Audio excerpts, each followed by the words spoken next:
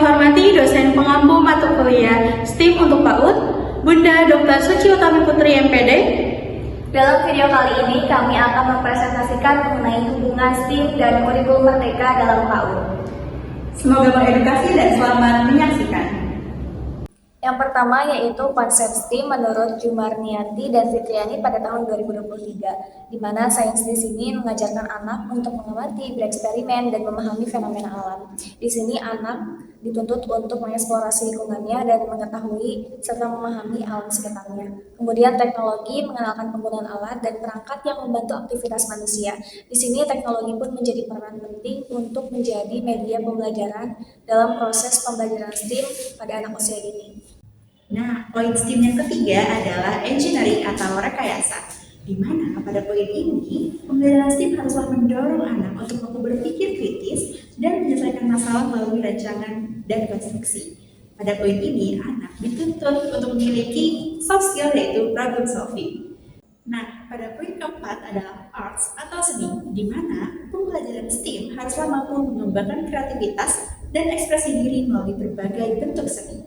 Nah, pada poin ini, anak mampu mengembangkan kreativitasnya melalui proyek yang akan mereka hasilkan. Baik, yang selanjutnya adalah matematik atau matematika, yang dimana pada STEAM ini adalah mengenalkan konsep angka, pola, pengukuran, serta bentuk yang konkret. Nah, dalam penerapan STEAM sendiri ini, melakukan dengan pembelajaran based learning atau project based learning, lalu kemudian melakukan dengan pendekatan saintifik dan juga dilakukan secara fleksibel. Baik, selanjutnya kami akan membahas tentang konsep kurikulum merdeka dalam PAUD. Menurut Salehah tahun 2023, prinsip dan capaian kurikulum merdeka terdiri dari konsep, ciri utama, profil pelajar Pancasila, serta capaian. Di sini saya akan membahas tentang konsep kurikulum merdeka dalam PAUD sendiri, yaitu merdeka belajar dan merdeka bermain. Di mana pada hal ini anak ditekankan untuk belajar bereksplorasi, dibebaskan terhadap minat dan bakat mereka, sesuai dengan tahapan perkembangannya. Selanjutnya ada ciri utama, yaitu pembelajaran berbasis proyek, eksplorasi lingkungan, serta belajar menyenangkan. Pada pembelajaran berbasis proyek ini berkesinambungan dengan profil pelajar Pancasila.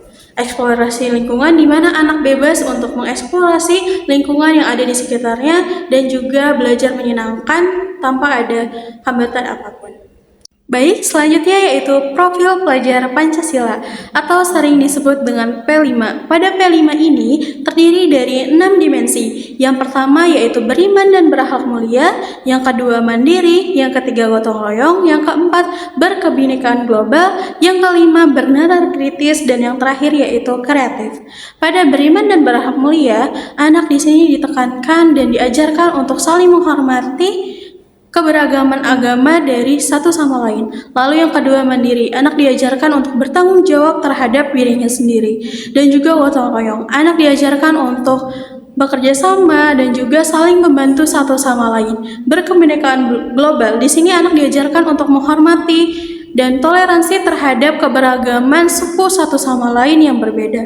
Lalu bernalar kritis, anak diharapkan mampu untuk menganalisis informasi dengan logis, objektif, dan juga mendalam, mengembangkan kemampuan dalam memecahkan masalah atau problem solving. Dan yang terakhir adalah kreatif. Anak diharapkan mampu mengembangkan ide-ide baru, inovasi-inovasi baru dalam kegiatan pembelajarannya. Lalu yang terakhir yaitu capaian, yang dimana ada 3 poin. Yang pertama adalah nilai agama dan karakter. Pada nilai agama sendiri, di sini anak diharapkan sudah belajar mengenal Tuhan, berdoa, dan bersikap baik seperti jujur, sopan, dan juga suka menolong. Serta karakter, menjadi anak yang baik, anak yang sudah rajin, bertanggung jawab, ramah, dan juga bisa bekerja sama dengan teman-teman yang lain. Lalu yang kedua yaitu ada identitas diri. Nah, anak sudah bisa mengenal dirinya sendiri, seperti nama, lalu usia, keluarga, serta hal-hal lainnya. Lalu anak bisa belajar untuk percaya diri, berbicara di depan teman-temannya, berbicara di depan kelas. Lalu anak bisa menghargai teman-teman yang berbeda suku, seperti suku Sunda, suku Jawa, dan lain sebagainya. Lalu yang terakhir yaitu literasi dan juga STEAM. Pada literasi sendiri, anak di sini belajar membaca, menulis, dan juga bercerita di depan teman-teman ataupun bercerita kepada gurunya. Lalu di sini ada STEAM. Nah, akan dibahas lebih lanjut oleh teman-teman selanjutnya mengenai hubungan STEAM pada kurikulum Merdeka. Nah, pada materi yang berikutnya adalah kita akan membahas mengenai keterkaitan antara STEAM dalam kurikulum Merdeka. Kira-kira ada apa ya keterkaitannya? Sebelum kita mengetahui apa hubungan di antara STEAM dan kurikulum Merdeka, kita alangkah baiknya mengetahui kira-kira di kurikulum Merdeka ada apa aja ya. Menurut Daulay dan Fauzidin pada tahun 2023 bahwa ada 3 elemen dalam implementasi kurikulum Merdeka. Yang pertama adalah nilai budi dan pekerti. Lalu yang kedua adalah jati diri. Dan yang ketiga adalah literasi, numerasi, sains, teknologi, rekayasa, dan seni. Pada poin pertama yaitu nilai budi dan pekerti, itu menegaskan bahwa di pembelajaran kurikulum Merdeka haruslah menanamkan nilai-nilai agama dan budi pekerti. Artinya, pembelajarannya harus bermakna atau deep learning. Yang kedua adalah jati diri. Nah, pada poin ini, anak itu diminta untuk bertanggung jawab, untuk bisa disiplin, baik itu disiplin waktu maupun disiplin pada dirinya sendiri. Dan yang ketiga adalah literasi, numerasi, sains, teknologi, rekayasa, dan seni. Nah, di poin inilah kita akan mengaitkan antara sains yang ada di kurikulum Merdeka dengan pembelajaran dengan STEAM Project. Nah, dalam Retnaningsih dan Khairiyah pada tahun 2022, keterkaitan antara STEAM dalam kurikulum Merdeka adalah bagaimana STEAM mampu mengintegrasikan disiplin-disiplin ilmu yang ada.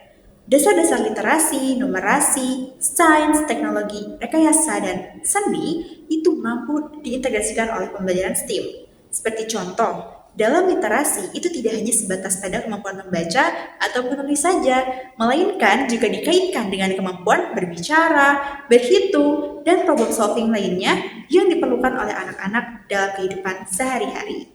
STEAM ini kan ada singkatannya, yaitu Science, Teknologi, Engineering, Art, dan Math, di mana STEAM mampu mengintegrasikan kelima disiplin ilmu itu untuk menjawab permasalahan yang dihadapi oleh anak.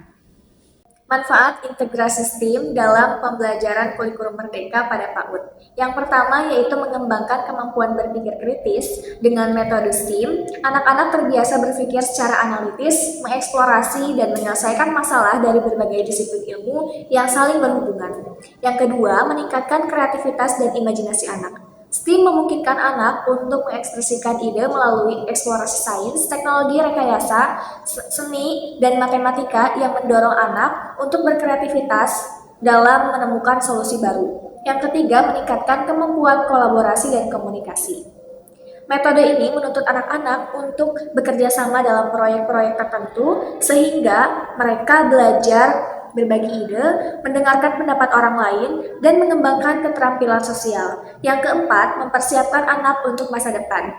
STEAM membekali anak dengan keterampilan abad ke-21 seperti pemecahan masalah, inovasi, dan pemikiran logis yang berguna untuk dunia pendidikan dan pekerjaan di masa depan.